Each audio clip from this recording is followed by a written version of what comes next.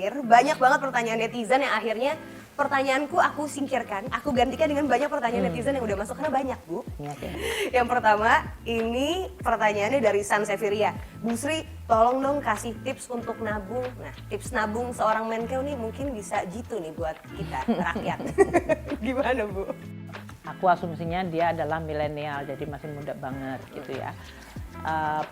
Sisihkan itu adalah berdasarkan satu, kebutuhan kamu yang paling penting, basic yang harus kamu lakukan, itu dipenuhi. Kalau kamu udah berumah tangga, itu yang berarti makanan, bayar listrik, bayar sekolah anak-anak, dan yang lain-lain. Itu disisihkan sebagai yang pertama dan utama, karena itu penting. Kemudian kebutuhan atau keinginan, nah ini harus dibedakan gitu. Bu, aku kayaknya nggak bisa keluar kalau nggak pakai tas ini deh. Itu menurut saya itu keinginan aja. Tapi saya nggak percaya diri, pasti bisa percaya diri kalau nggak pakai tas, itu juga nggak apa-apa gitu ya. Jadi keinginan-keinginan yang sifatnya sebetulnya lebih sekunder, kamu teliti lagi mana yang benar-benar kamu itu you can live without gitu ya, kamu bisa. Atau yang kamu memang mengatakan, Bu aku nggak bisa, nah itu agak repot nih, berarti ada cukup banyak pengeluaran sekunder itu. Jadi yang bagian ini disiplin. Caranya mungkin dipikirkan, kalau saya lakukan belanja untuk yang ini semuanya, yang sebetulnya sekunder, kamu bandingkan dengan ke depan kamu butuh apa gitu. Umpamanya kamu ke depan pengen sekolah lagi, atau kamu kepengen membuka usaha, atau kamu kepengen nanti mau menikah, atau mau beli rumah, atau itu yang menjadi kebutuhan lebih penting, itu di list aja dulu. Sehingga kemudian kalian bisa, oh yang ini berarti dibandingkan saya beli tas versus dibandingkan saya sekolah, lebih penting mana? Oh sekolah jelas lebih penting. Jadi yang ini kemudian di forgone, aku nabung untuk sekolah.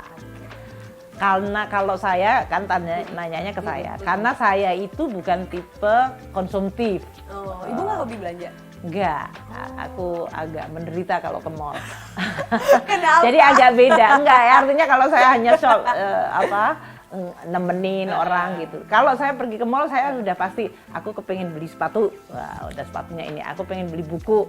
Aku kepengen makan. Ya udah, aku nggak pernah. Gitu.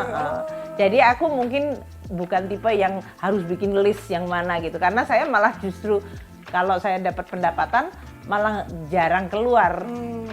Jadi tabungan itu ya sudah jadi konsekuensi aja gitu.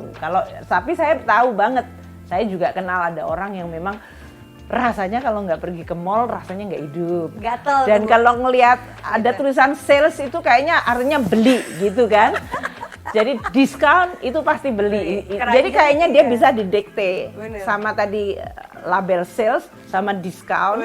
Buat mereka begitu lihat kata itu, kemudian rasionalitasnya hilang. Pokoknya saya harus beli aja. Ini kayaknya sale ini, kayaknya diskon ini. Nah aku bukan tipe yang kayak gitu. Jadi aku nggak harus membuat disiplin tadi. Ibu, kita kan biasa kalau kadang nih di rumah nih Bu iseng-iseng mau tidur, buka e-commerce, pilih-pilih barang, taruh keranjang, akhir bulan check out. Ibu berarti nggak gitu? Enggak. Aku kemarin seminggu lalu baru, aku nggak pernah belanja sendiri soalnya. Jadi saya bilang ada saya lagi baca, ada buku baru nih gitu. Jadi saya screenshot, saya kirim ke anak saya.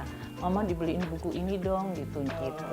Jadi aku nggak pernah itu malam-malam buka-buka terus itu. Iya. Wong tadi malam-malam itu typing untuk eselon 1 saya, waduh si ibu typing ini pasti ada instruksi. Gitu. Ada instruksi. Oh gitu ya, jadi e-commerce, sorry banget Bu Adi bukan pelanggannya. Bukan.